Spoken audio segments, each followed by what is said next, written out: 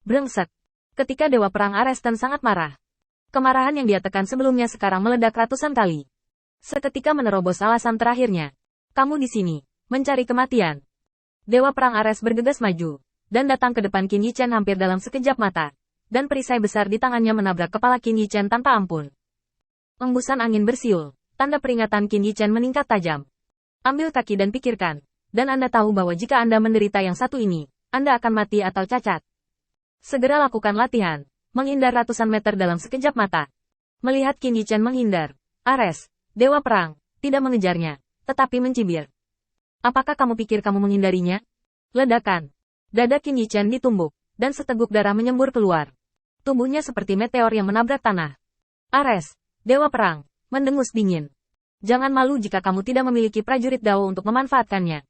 Meskipun kekuatanmu lebih kuat dari Huang Mao, tetapi tanpa prajurit Dao, berapa banyak kekuatan yang bisa kamu tunjukkan? Langkah ini memberitahu pemenangnya. Ares, sang Dewa Perang, cukup lega. Dia melihat ke bawah ke tanah dan ingin menunggu debu menyebar untuk melihat betapa buruknya kematian anak itu. Senyum kemenangan muncul di bawah helm emas gelap, dan jubah emas bergerak bersama angin. Di bawah sinar matahari yang menyilaukan, dia seperti dewa tertinggi.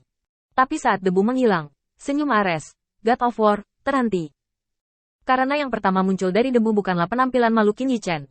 Masih akrab, sikap ramah internasional. Jari tengah sangat kuat, menunjuk ke langit.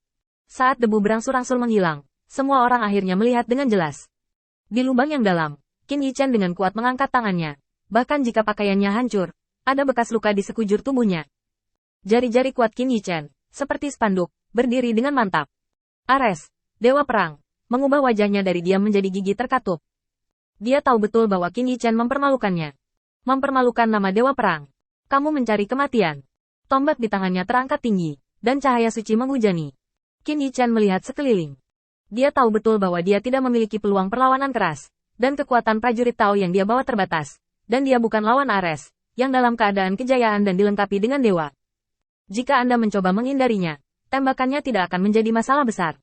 Baru saja saya tidak tahu trik lawan. Tetapi Qin Yichen telah melihat tombak, penghancur, ini dengan matanya sendiri. Mampu terkena pedang Arthur di batu berarti tidak bisa mengunci lawan.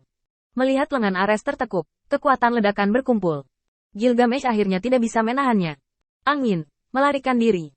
Raja ini mengingat kebaikanmu. Gilgamesh memimpin untuk berbicara. Raja Arthur juga berkata, hiduplah dengan baik, jangan bertarung sampai mati. Qin Yichen hari ini mengingatkan Arthur pada Jenderal Meja Bundar yang mati dalam pertempuran untuknya, dan hatinya terasa tak tertahankan. Tapi Qin Yichen perlahan melepaskan tangannya seolah dia tidak mendengarnya. Aku dengar God of War-mu sangat kuat, jadi ayo bertaruh. Di mana Dewa Perang Ares bersedia mendengarkan kata-kata Qin Yichen? Ada gemuruh. Hancurkan Tuhan. Pergi ke neraka. Tombak itu berubah menjadi cahaya merah dan menembus tanah. Qin Yichen melompat ke udara dengan tiba-tiba, bergegas ke langit untuk menyambut lampu merah. Gilgamesh menoleh dan menutup matanya. Omong kosong ini. Seru Arthur. Angin. Orang-orang yang bertahan di luar kuil berteriak serempak. Dewa Perang itu perkasa. Mereka tahu betapa kuatnya tombak penghancur Dewa Perang, dan satu pukulan penuh sudah cukup untuk menghancurkan bumi dan merobek langit. God of War Ares melihat Qin Yichen bergegas ke langit dan mencibir dengan jijik. Kirim sampai mati. Dewa ini tidak akan sopan. Nyawa anjingmu, aku menerimanya. Begitu kata-kata Dewa Perang Ares jatuh, raungan tiba-tiba bergema di seluruh dunia. Aku yakin, kamu tidak bisa menyakitiku dengan trik ini. Langit dan bumi tampak mandek, dan lampu merah yang mengalir ke tanah menjadi sangat lambat. Qin Yichen bergegas untuk menemui lampu merah, dan pisau gila hitam dan putih di tangannya meledak menjadi kecemerlangan hitam dan putih. Aturan dunia dipahami oleh Qin Yichen saat ini. Kekuatan sihir rahasia, Bai Hu Xuantian telah berubah. Mengaum. Kecemerlangan hitam dan putih yang terjalin naik ke langit, dan seekor harimau putih setinggi beberapa meter muncul dari udara tipis. Kata besar, Raja, di atas kepalanya meraung keras, dan bahkan lebih menyatakan keagungannya yang tak terprovokasi. 4 cakar melangkah di udara. Teknik tubuh yang sangat cepat melewati kekuatan besar yang tumpah di sekitar tombak putus asa. Bahkan jika dia menggunakan kekuatan magis rahasia, ini bukan yang bisa ditolak Qin Yichen. Kecepatan Bai Hu terlalu cepat. Menghindari dari ujung lampu merah dan langsung menuju ke belakang. Itu hanya sesaat ketika kuda putih melewati celah. Cakar tajam yang bersinar dengan cahaya dingin datang dari bawah. Dewa Perang Ares tiba-tiba mundur selangkah. Tetapi ketika dia melihat cakar yang terentang, amarahnya tiba-tiba melonjak. Cakar tajam yang terangkat tinggi di jari tengah adalah isyarat persahabatan internasional sebelumnya. Di mana Dewa Perang Ares mampu menahan penghinaan seperti itu? Perisai itu tiba-tiba terangkat, dan cahaya suci melonjak ke kulit.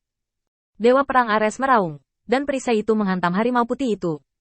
Bagaimana dengan menyembunyikan tombak? Turun dengan perisai ini. Kamu masih harus mati. Wow.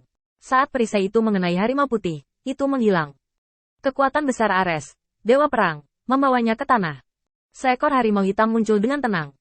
Aturan hitam dan putih di dunia ini sangat mirip dengan Yin dan Yang Dao Fa yang dipelajari Qin Yi Chen di pengadilan 3000 Dao. Sekarang aturan Dao besar dunia ini dilengkapi. Dia telah sepenuhnya menguasai cara Yin dan Yang berubah. Harimau hitam menangkap momen ketika Dewa Perang Ares dijatuhkan oleh inersia, dan melirik Gilgamesh dan Arthur di kejauhan. Berbalik dan lari. Untuk mencegah Dewa Perang Ares membuat masalah dengan Raja Arthur dan Gilgamesh, Qin Yi Chen berhenti sejenak ketika dia melewati awan-awan, dan awan itu berubah menjadi jari tengah yang tegak. Begitu Dewa Perang Ares bangkit, dia melihat Qin Yi Chen melarikan diri ke tepi langit, dan juga melihat gerakan ramah internasional dari awan di langit. Giginya hampir hancur olehnya. Dia digoda dan dipermalukan oleh orang yang benar-benar lebih rendah darinya. Bagaimana ini bisa ditoleransi? Aku pasti akan membunuhmu hari ini. Sambil melepaskan helm dengan tiba-tiba, Ares mengikuti Qin Yi Chen.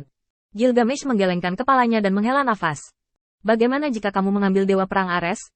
Kita tidak bisa bergerak sekarang, tapi kita adalah kura-kura di dalam guci. Namun, Miscellaneous, Raja ini meminta maaf kepada Anda atas tindakan sebelumnya. Anda berbeda dari orang lain. Melihat ke arah yang ditinggalkan Qin Yi Chen, Gilgamesh mengenali hidupnya untuk kedua kalinya. Apa yang dilakukan Qin Yi Chen sekarang sangat mirip dengan apa yang dia lakukan saat itu. Pada awalnya, bagi rakyat, dia tidak segan-segan memakan para prajurit Tao di perbendaharaan raja untuk melawan musuh. Sekarang, bukankah Qin Yi Chen juga melelahkan segalanya untuk mereka? Bahkan hidupnya terhambat.